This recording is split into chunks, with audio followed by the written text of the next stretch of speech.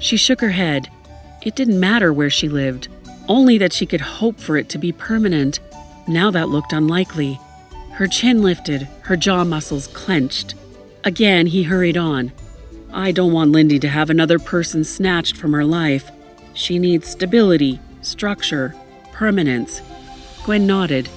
I agree. It's also what I want. For herself as much as the child. Marriage is a serious, binding contract. I think before we take that step, we should be certain it's what we both want. To make that possible, I suggest a 1-month trial period. His eyes steady, he waited for her response. 1 month? The words shot from her mouth with a heat she couldn't control. And then what? He'd send her on her way?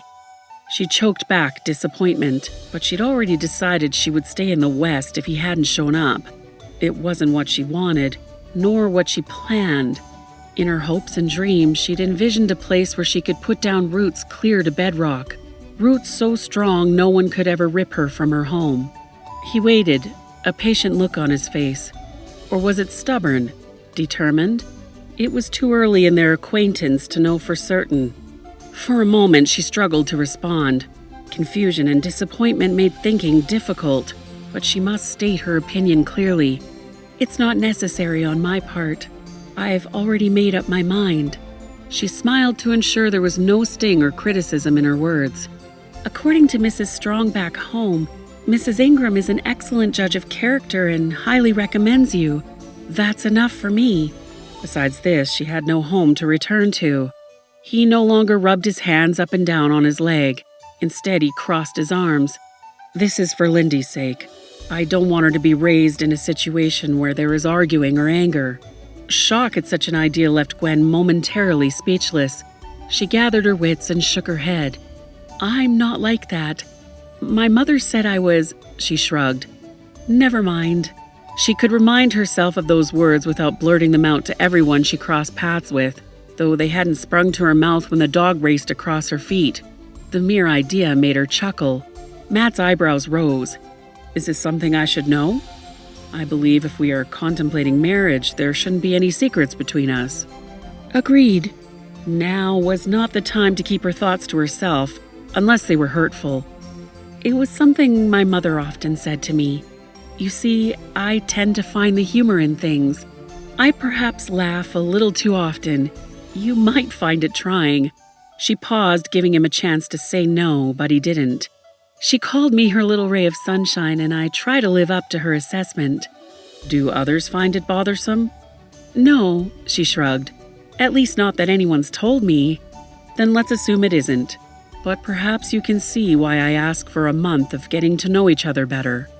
He had a point. Very well, a month. She would be on her best behavior and not do anything annoying. The idea that she would pretend to be other than what she was made her laugh. He quirked one eyebrow. How did he do that? She explained what had amused her. You see what I mean? It's a perfect example. He tipped his head in acknowledgement of her words. Maybe we should do our best to be who we are. Wheels rattled up the path and he gestured toward the sound. I believe that's your luggage.